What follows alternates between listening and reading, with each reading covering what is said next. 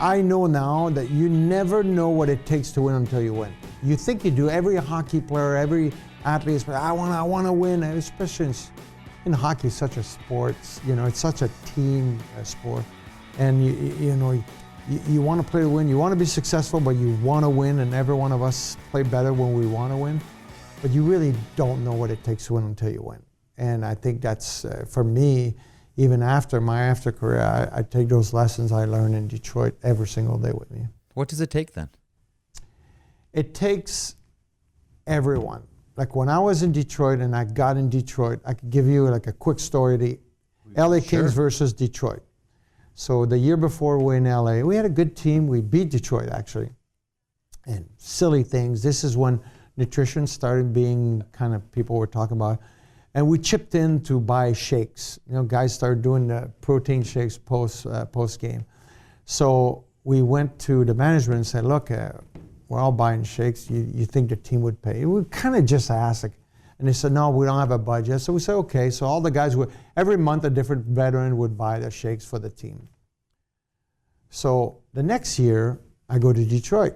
And I get to Detroit, and it's about 2 weeks before camp, and we're skating, and trainer comes to me and he's got a notepad and he says, what's your workout routine? And I said, well, I like to do this post game. I like to do this. He goes, is there any machine you need? I go, no, if you remember Detroit, the gym was right there. Yep.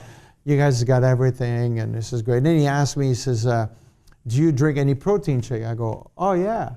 He goes, well, what brands? I'm like, I don't know. Like I think at the time it was called EAS, He goes, what flavor? I'm like, flavor? I'm like, I don't know. I like vanilla and strawberry. So he writes them down and he goes, all right, I'll have it tomorrow. I go, you're going to have like my own brand, my own flavor? He goes, well, yeah. He goes, yeah, don't worry. He goes, we just want to help you. He goes, you're here to help us win a cup. And he walks away. I'm like, huh.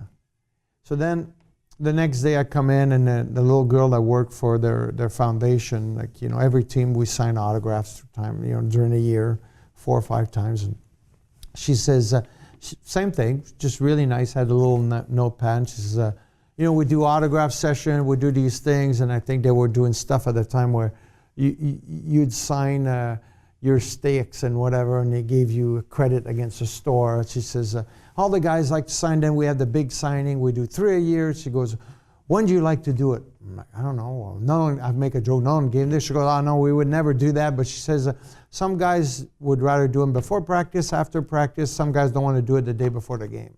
So I'm like, well, I don't care. I says, whenever it's easier for you, as long as it's not on game day, I'm okay. And if you give me a couple days, I'll do it. And I go, thanks. She goes, no problem. She goes, we just want to help you. She says, we want to make your life as easy as possible, so you can help us win a cup. And she walks away.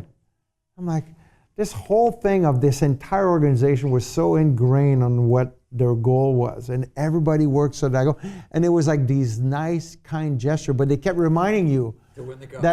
that's what we're all in it for. And then when you win, you realize it's not just a team. It's not just the players. It's everyone, and it takes everyone to be successful. And that's why, I think Detroit has had such success for so long, because everybody was on board. It was really interesting for me to see and to live that. You were drafted the same year as Brett Hull, so 84. And Brett Hull used to always, want to ask you about goal scoring. Brett Hull used to have a great saying, sometimes the best way to be in the play is to be out of it. Mm-hmm. He would find those quiet areas, set himself up for the one time on the quick shot, dined out on that for so many years. You, of course, one of the greatest goal scorers the game ever saw. How did you do it? Like, did you have a secret? Did you have something you always, I love Hull's, be in the play by being out of it. What was it for you, Luc? I mean, I wasn't as talented as Brett. Like, for me, I know I learned to shoot a one-timer my last year in junior because this guy, Guy Rouleau, taught me how to shoot it. And it was hundreds of pucks. We'd break every stick we had because during that we'd have to leave. And then when I turned pro, I still thought of myself as a playmaker, but I got to play with Marcel. Like I think we were on the third line. Like Bernie was the first line, Jimmy Carson was Dave Taylor. Pat Quinn made 3 lines. Mm-hmm. And Marcel said to me, he says, kid, if I give it to you, just put it, it's to put it in the net. He goes, don't worry, just go to the net, I'll find you. And so I knew enough to give it to him and let him make the play. Yeah. So I kind of adjusted to a lot of guys that I play with. Then, because in junior I played the half wall on the power play, when we got Wayne, Robbie Ftork was our coach, he made me take Wayne on the power play. So I'm like, I'm never going to play. I'm taking Wayne on the change. I mean, the best player in the world should play 2 minutes on the power. So I would get on the ice. Next thing you know, I started a year, and I'm like 10, 15 seconds on the ice on every power play. So I was like, I had a few games where I didn't score, didn't produce, and somehow Rogie Vachon called me in his office, and he's like, don't worry about it. I know it's going to come back. We're not worried. I see sometimes you get frustrated because, you want to produce. And I look at him, he asked me something about the power play. I said, I played the front of the net before. He goes, you have? I go, yeah. I played the front of the net because I knew if I played the front of the net, I could play with Wayne on the power play. So he looks at me, really? So literally the next day, Tom Webster was our coach. Yeah, because Robbie Ftork the year before, that's what I was saying. It took a year for me. And Tom Webster was our coach, and Webby came to me, he goes, you played the front of the net? I go, oh yeah.